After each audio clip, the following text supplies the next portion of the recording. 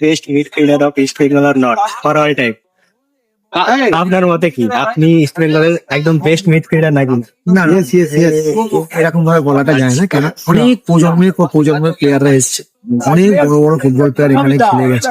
তো বেস্ট তো দেখো, বেস্ট আমি কখনো বলতে পারি না যে আমি বেস্ট। বেস্ট বলবে সাপোর্টার। যদি যদি সাপোর্টাররা আমাকে পছন্দ করে, চলো। মেসি কখনো মেসি বলে আমি এক নম্বর, আমি এক নম্বর না। সাপোর্টার বলবে মেসি এক না, দুই না, তিন না, চার। ডেফিনেটলি সাপোর্টাররা যদি বলে আমি ভালো, চলো ঠিক আছে। তাহলে আপনার মতে আপনি ছাড়া কে বেস্ট মিডফিল্ডার? তিনজন, টপ থ্রি। টপ থ্রি ধরো, যদি আমাকে তুমি বাদ দিয়ে যদি ইস্ট বেঙ্গলের কোনো মিডফিল্ডার বলো, সেখানে সমরেশ চৌধুরী আছে, সেখানে গৌতম সরকার আছে, সেখানে মেহতাব হোসেন আছে আমাদের প্রজন্মের।